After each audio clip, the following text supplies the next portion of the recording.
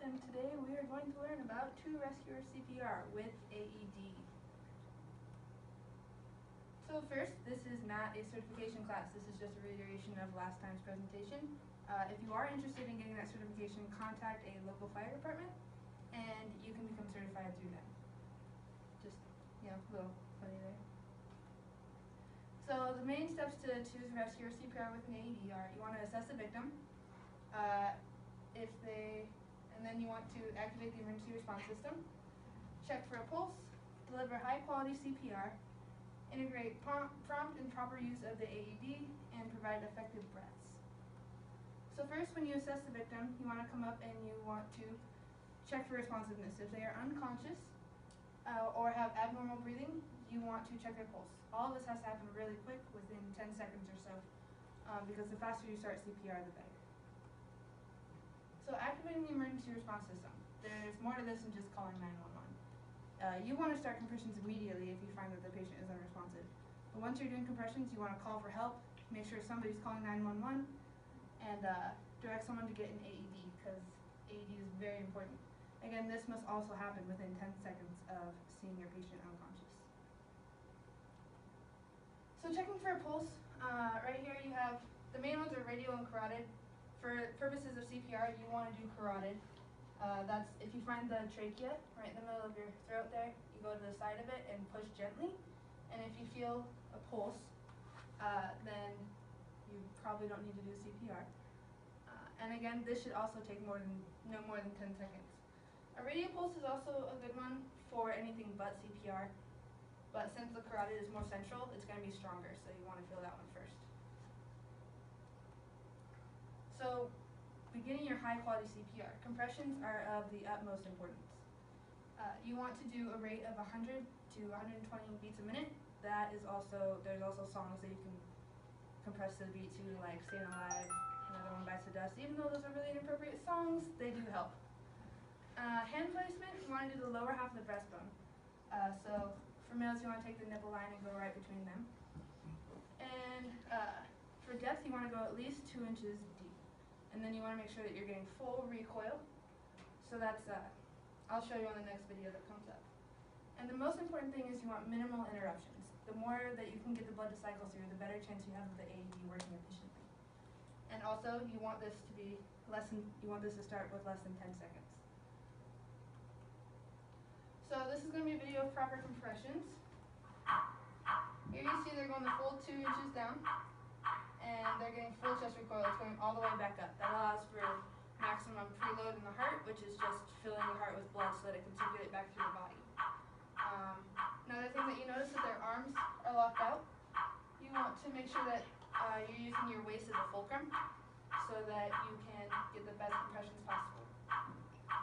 I know that we showed this video in the last presentation, but it's a really good illustration of what good compressions look like. So this is what an AED looks like. There are a lot of different types. They come in all different colors, shapes, sizes. That's just one example, but all of them are simple. They have the pads, and then a power button, and then a shock button. So when you push power and the sticker's on, it's immediately going to analyze for a rhythm. And then when it's ready to charge, the button will light up, and then it'll tell you when you want to push the button for shock.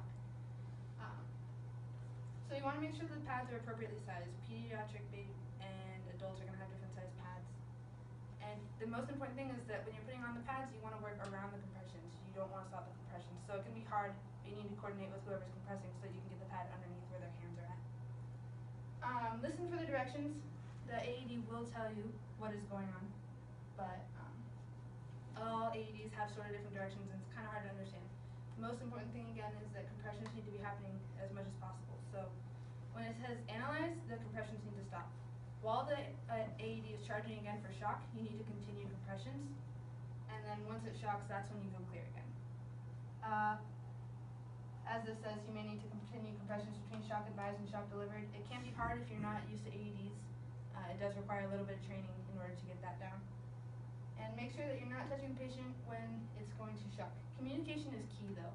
You want to make sure that everyone is aware of what's going on, and closed loop communication is always important. So when someone tells you clear, you say, okay, clear. That way you each know what is happening. So this is going to be an example of putting the pads on while somebody is compressing.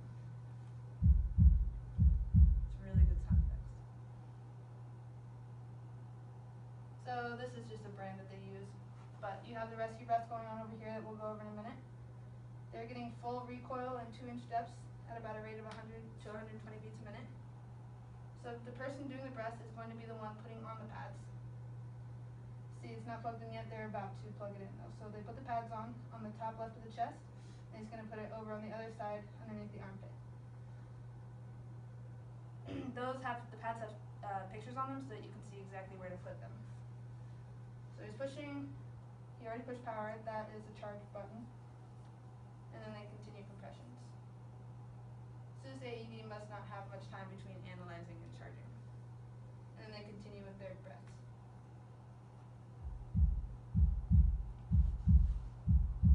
The heartbeats are great.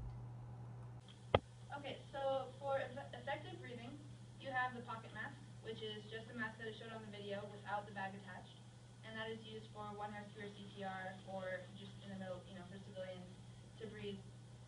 It used to be mouth to mouth, but that's no longer sanitary, so the pocket mask is to avoid that. The BVM, which is the bag valve mask, is what they showed in the video. It has the same mask, but it's attached to a bag so that you can use your hand as opposed to your actual breath.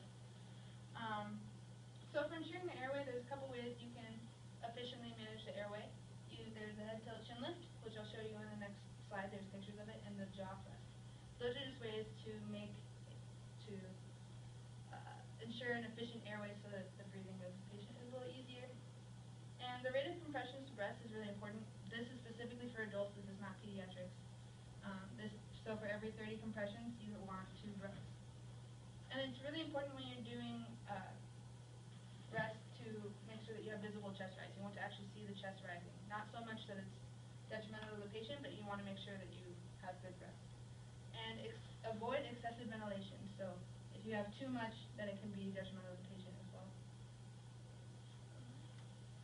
So in this picture, this is what a pocket mask looks like. It comes in a little case. There's a lot of different types and sizes. And then this is the BVM.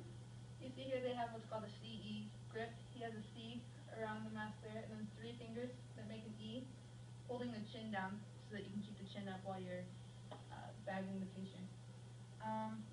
This is the head tilt chin lift.